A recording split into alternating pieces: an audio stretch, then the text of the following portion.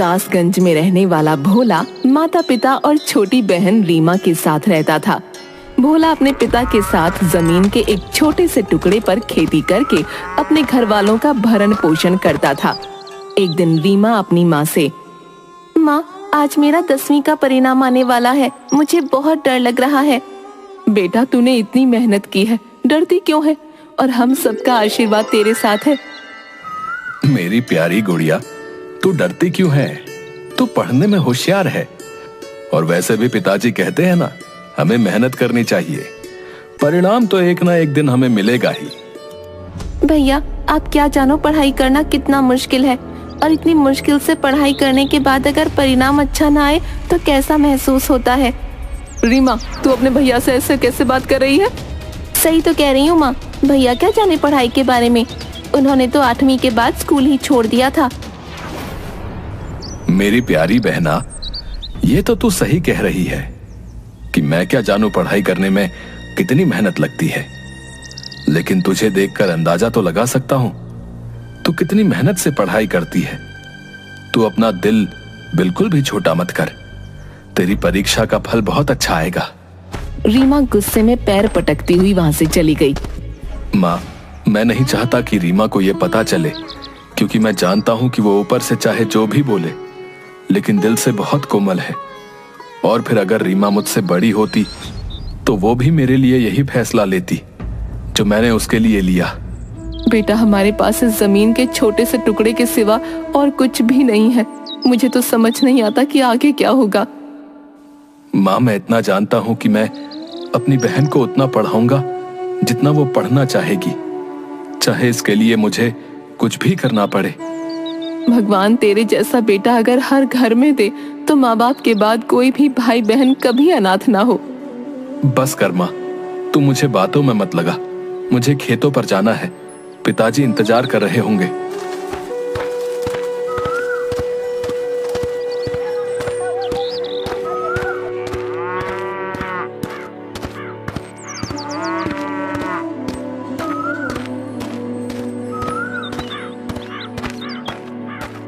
भोला के खेत के बीच सालों से एक पुराना वृक्ष था, जिस पर एक पत्थर का टुकड़ा था। पिताजी, माँ ने रोटी भेजी है, इसे खा लीजिए। बेटा, पहले तू हरिया के खेतों पर चला जा। उसकी पत्नी तुझे बुलाने आई थी, बोल रही थी हरिया के पेट में बहुत जोरों का दर्द हो रहा है। पिताजी, आप आराम कीजिए, तब तक मैं हरिया के खेतों पर जाकर आता हूँ। हरिया के खेतों पर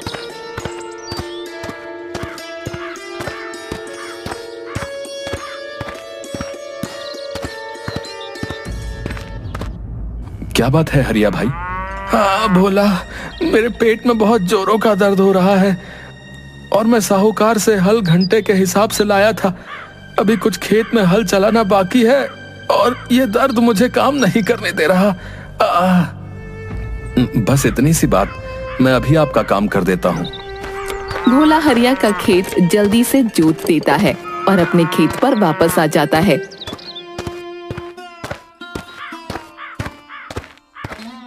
और पिता को सारी बात बताता है। तू कितनी मेहनत करता है, सबका कितना ध्यान रखता है। क्या पिताजी, आप भी कैसी बातें करते हैं? ये सब तो हमारे अपने हैं। पिताजी, आपको पता है आज रीमा का 10वीं का परीक्षा फल आने वाला है। हाँ बेटा, परंतु अब हम रीमा को आगे नहीं पढ़ा पाएंगे, हमें उसकी पढ़ाई बंद करनी होगी। आप ऐसा क्यों बोल रहे हैं पिताजी? वो आगे पढ़ना चाहती है और वो पढ़ाई में कितनी होशियार भी है। बेटा, हमारी स्थिति तो तू जानता है, आगे की पढ़ाई का खर्चा ज्यादा है जो हमारे बस की बात नहीं है, और फिर आगे की पढ़ाई के लिए रीमा को शहर भेजना पड़ेगा। हम ये सब कैसे करेंगे? पिताजी, आप बिल्कुल फिक्र मत कीजिए, मैंने सब सोच लिया है और मैंने अपने गांव के मुखिया जी से बात भी कर ली है। अब क्या बात कर ली है तूने मुखिया जी से? मुखिया जी को अपने खेतों की फसल की रखवाली के लिए किसी की जरूरत है, तो मैंने उनसे कह दिया है कि रात के समय मैं उनके खेतों की रखवाली करूंगा और दिन में अपने खेतों में काम करूंगा। उसके बदले वो मुझे कुछ पैसे दे देंगे जो रीमा की पढ़ाई में काम आएंगे। बेटा, तू इंसान है या देवता? पिताजी, आप ये कैसी बातें कर रहे हैं? पहले ही कितना मेहनत का काम होता है। ये जमीन भी ऐसी है कि इसको जोतने के लिए तुझे कितनी मेहनत करनी पड़ती है। हम यहाँ ना तो ट्रैक्टर चला सकते हैं और ना ही हल चला सकते हैं। आधा खेत तो तू कुदाल से जोतता है। फिर तू ये कह रहा है कि रात के समय तू मुखिया जी के खेतों की रखवाली करेगा। अरे सोएगा कब? ऐसे तो तू बीमार हो जाएगा। कुछ नहीं होता पिताजी, मेरी तो उम्र अभी मेहनत करने की है, इसलिए मुझे मेहनत करनी होगी। और आप फिक्र मत कीजिए पिताजी, आराम से बैठकर रोटी खाइए। मैं बचा हुआ काम जल्दी खत्म करता हूँ और फिर हम दोनों घर चलते हैं। रीमा का परीक्षा फल भी तो आना है। शाम को पिताजी, मेरा 10वीं का परीक्षा फल आ गया। मैं अच्छे अंकों से पास हुई हूँ। बहुत बहुत बधाई हो बेटा, हमें तुम पर पूरा विश्वास था। ये ले बेटा, मुंह मीठा कर, हमेशा ऐसे ही नाम रोशन कर। रीमा, बहुत बहुत बधाई हो, तुमने आज पिताजी का सपना सच कर दिया। वो हमेशा से यही चाहते थे। हाँ भैया, मुझे पता है पिताजी हमेशा से चाहते थे कि आप शहर जाकर पढ़ाई करें, लेकिन आपने तो ऐसा किया नहीं। और तो और 8वीं के बाद स्कूल जाना बंद कर दिया। इसलिए पिताजी का ये सपना मैं पूरा करूंगी और आगे की पढ़ाई के लिए शहर जाऊंगी। पिताजी, आप मुझे आगे की पढ़ाई के लिए शहर भेजेंगे ना? रीमा के पिता कुछ बोले उसके पहले ही, हाँ बहन, जरूर भेजेंगे। और आज ही पिताजी मुझसे कह रहे थे कि रीमा की परीक्षा का फल आ जाएगा तो हमें उसको आगे की पढ़ाई के लिए शहर भेजना होगा। खेत के बीच में वृक्ष होने की वजह से वहाँ पर खेती करना बहुत मुश्किल होता था, क्योंकि गांव वाले रोज पूजा करने उस वृक्ष पर आते थे, जिसकी वजह से फसल को भी नुकसान होता था। पर कोई इस बारे में नहीं सोचता था। रात को घर पर भोला के पिता भोला की माँ से कहते हैं, अरे भाग्यवान, मैं सोच रहा हूँ कि अपनी जमीन को बेच दूं और उससे जो पैसा मिलेगा वो पैसा भोला को दे दूं, ताकि वो कोई व्यापार कर सके। तुम तो जानती हो उस जमीन के टुकड़े पर कितनी मेहनत करनी पड़ती है और उसके बाद हमारे हाथ क्या लगता है।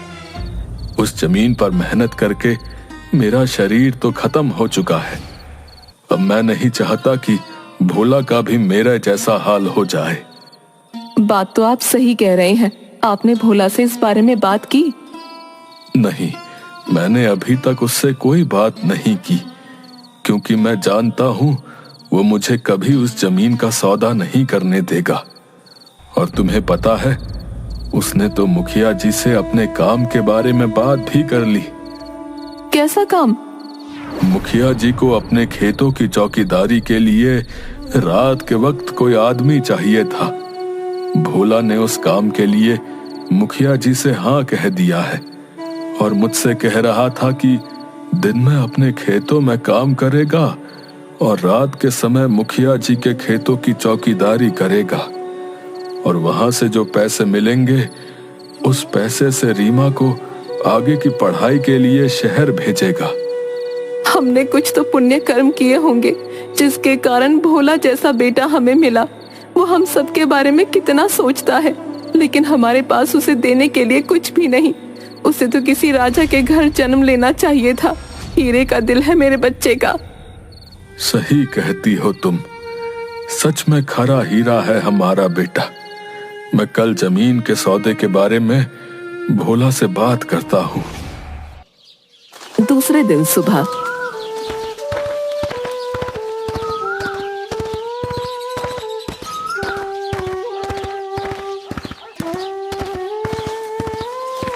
बेटा भोला, मैं सोच रहा हूँ कि इस खेत में इतनी मेहनत करके हमें मुट्ठी भर अनाज मिलता है। इससे अच्छा है कि मैं इस खेत का सौदा कर दूं। अब वैसे भी साहूकार ने कई बार खेत के दाम लगाने की बात की है। पिताजी, आपने आज तो खेत के सौदे की बात कर दी, दोबारा मत कीजिएगा, क्योंकि मैं जानता हूं ये खेत दादाजी की आखिरी निशानी है आपके पास। हमारे ताऊ जी ने सब कुछ तो धोखे से बेच दिया, सिर्फ यही बचा है। अब आप इसे बेचने की बात कर रहे हैं? मेरे जीते जी ऐसा कभी नहीं होगा। भोला अपने दादाजी से बहुत प्यार करता था। उसे जब कोई परेशानी होती तो वो अपने खेतों के बीच उस वृक्ष के नीचे जाकर बैठ जाता और वृक्ष से बातें करता, क्योंकि जब वो छोटा था तो उसके दादाजी पूरी दोपहर उस वृक्ष के नीचे भोला के साथ खेलते। भोला वृक्ष के नीचे जाता है। दादाजी, मैं जानता हूं पिताजी ने आज जो बात कही है वो किस परिस्थिति में कही है, लेकिन मैं आपसे वादा करता हूं कि मैं ऐसा कभी नहीं होने दूंगा। इस खेत से मुझे आपकी खुशबू आती है, ऐसा लगता है कि आप यहीं पर हैं। परंतु आज मुझे एक और बात महसूस हुई कि शायद पिताजी को ऐसा लगने लगा है कि मैं उनकी जिम्मेदारियां पूरी नहीं कर पा रहा हूं। दादाजी, मैं कोशिश तो कर रहा हूं, लेकिन क्या करूं, कोई रास्ता समझ नहीं आता। अगर आप आज मेरे पास होते तो मुझे जरूर कोई रास्ता बताते। तभी एक आवाज आती है, भोला, बेटा भोला। कौन है? कौन है? मैं हूं बेटा, क्या तुमने मुझे नहीं पहचाना? आप कौन हैं और आप मुझे नजर क्यों नहीं आ रहे? मैं वृक्ष हूं। वृक्ष? आप बोल सकते हैं? अब ये कैसे हो सकता है? हाँ बेटा, मैं बोल सकता हूं और सब कुछ सुन भी सकता हूं। मैंने तुम्हारी सारी बातें सुन ली और बचपन से तुम्हें देखता आया हूं। मैंने तो तुम्हारे दादा का भी बचपन देखा है। क्या आप सच कह रहे हैं? हाँ बेटा, मैं सालों से यहां पर हूं। परंतु आप बोल कैसे सकते हैं? आप तो एक वृक्ष हैं। बेटा, मैं एक शापित ऋषि हूं। श्रापित ऋषि? मैं कुछ समझा नहीं। अगर आप ऋषि हैं तो आप वृक्ष कैसे बन गए? और इतने सालों से आप चुप क्यों थे? 100 साल पहले मैं ऐसी जगह पर अपनी कुटिया बनाकर तपस्या कर रहा था। तपस्या करते करते मुझे लगभग 20 साल हो चुके थे। मेरी तपस्या के फल का समय निकट आ रहा था। तभी एक दिन एक राक्षस ने धोखे से मुझे जल में मदिरा मिलाकर पिला दी और मैं बह गया, जिसके परिणाम स्वरूप मैंने अपनी तपोभूमि पर एक स्त्री के साथ संबंध बनाया, जिसके परिणाम स्वरूप मेरी पत्नी ने मुझे श्राप दे दिया और मैं एक वृक्ष के रूप में यहां पर स्थिर हो गया। आपने पहले कभी ये बातें किसी से कही हैं? नहीं बेटा, मैंने आज तक ये बातें किसी से नहीं कही। तो आज मुझसे क्यों कह रहे हैं? मैं आपकी क्या मदद कर सकता हूं? तुमने तो मेरी मदद कर दी है। वो कैसे? आज मुझे शापित हुए पूरे 100 वर्ष हो गए हैं। मुझे ये श्राप 100 वर्षों के लिए मिला था और इस श्राप से मुक्ति के लिए एक ऐसे व्यक्ति को ढूंढना था जो हृदय से नेक हो और उसने कभी किसी के साथ बुरा ना किया हो। फिर आपको वो व्यक्ति मिला? वो व्यक्ति तुम ही हो और अब तुम मुझे इस श्राप से मुक्त कर सकते हो। वो कैसे? मुझे अपने हाथों से थोड़ा सा गंगा जल पिला दो। मैं अभी लेकर आता हूं गंगा जल। भोला गंगा जल लेकर आता है और वृक्ष के चारों तरफ जल डाल देता है। गंगा जल पड़ते ही वो वृक्ष एक ऋषि के रूप में बदल जाता है। तुम्हारा बहुत बहुत धन्यवाद। आज तुमने मुझे श्राप से मुक्त कर दिया। मैंने तो वही किया जो आपने मुझे करने को कहा। मैं तुम्हारी इस दयालुता के लिए तुम्हें कुछ देना चाहता हूं। मुझे कुछ नहीं चाहिए। मैंने जो 20 वर्ष तपस्या की थी, उस तपस्या का आधा फल मैं तुम्हारे इस खेत में डाल देता हूं। ऋषि भोला के खेत में घूमने लगते हैं और उनके शरीर से अलग अलग रंगों की किरणें निकलकर उस खेत में प्रवेश करने लगती हैं। बेटा भोला, अब तुम्हारा यह खेत कोई मामूली खेत नहीं है। अब इस खेत में जादुई फसल होगी। जादुई फसल? हाँ, इस खेत में तुम्हें अलग अलग तरह के फलों के वृक्ष लगाने होंगे और उन वृक्षों पर जो फल आएंगे वो फल कभी खत्म नहीं होंगे। परंतु तुमने अगर अपना व्यवहार बदला तो वो वृक्ष सदा के लिए फलों से रहित हो जाएंगे। भोला ऋषि को प्रणाम करने के लिए झुकता है और ऋषि वहाँ से गायब हो जाते हैं। भोला घर जाकर पिता और माँ से सारी बातें बताता है।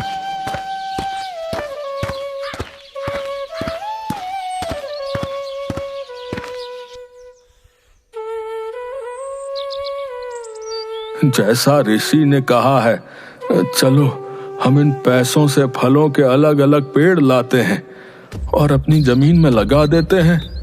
जी पिताजी, आप बिल्कुल सही कह रहे हैं, लेकिन गांव वाले जब हमारे खेत में देवता की पूजा के लिए आएंगे और उन्हें वहां पर वृक्ष नहीं दिखेगा तब क्या होगा? हाँ बेटा, ये तो मैंने सोचा ही नहीं। इसमें सोचना क्या है? अगर कोई पूछेगा तो आप कह दीजिएगा, हमें क्या पता, रात को तो वृक्ष यही था। नहीं माँ, हम ऐसा जवाब नहीं दे सकते हैं। बेटा, इस बारे में कल सोचेंगे। भोला और उसके पिता अपने खेत पर जाते हैं।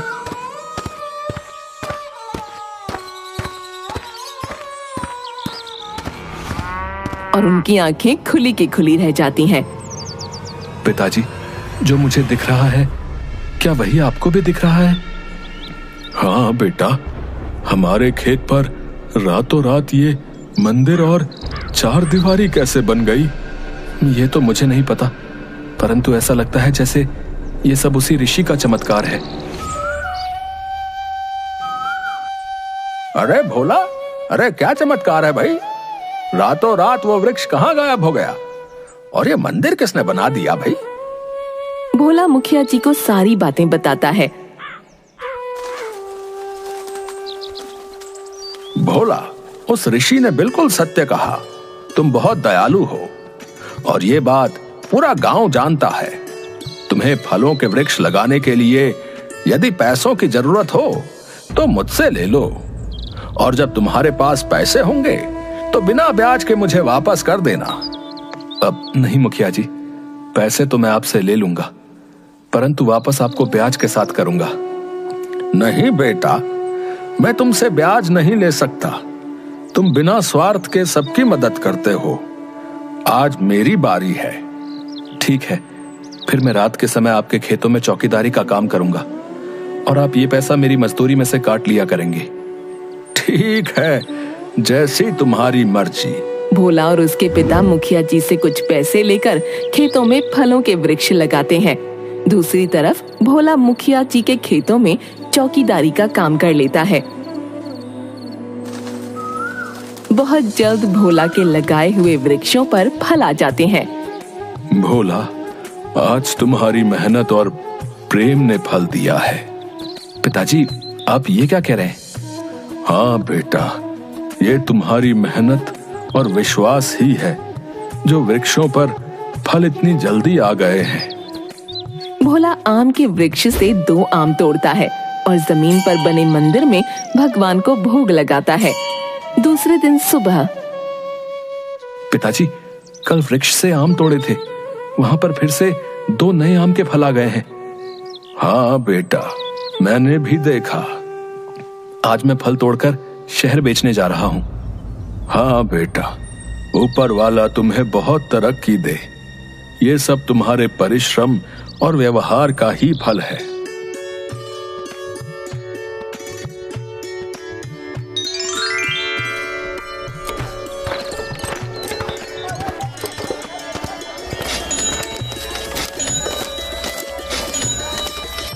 माँ, पिताजी, हमारे फल शहर में हाथों हाथ बिक गए और ये देखिए कितने पैसे भी मिले। दूसरे दिन शाम को। बेटा, तुम्हारी मेहनत देखकर भगवान ने हमारी किस्मत बदल दी। भोला रोज फल बेचकर अच्छे पैसे कमाता और उसके घर की स्थिति बहुत अच्छी हो गई। अब तुम जितना पढ़ना चाहती हो उतना पढ़ो। हमें पैसों की वजह से तुम्हारी पढ़ाई बंद करने की कोई जरूरत नहीं है। भैया मुझे माफ कर दीजिए, मैं नहीं जानती थी कि आपने पढ़ाई क्यों छोड़ी और मैंने हमेशा आपके साथ कितना बुरा व्यवहार किया। अरे पगली, तू मेरी छोटी बहन है। अगर तू मेरी बड़ी बहन होती तो तू भी ऐसा ही करती मेरे लिए। लेकिन अब पुरानी सारी बातें भूल जा और सिर्फ अपनी पढ़ाई पर ध्यान दे। भोला ने मेहनत करना बंद नहीं किया। रात के समय मुखिया जी के खेतों में चौकीदारी का काम भी करता और अपना बगीचा भी देखा करता। साथ ही फल बेचने शहर भी जाता।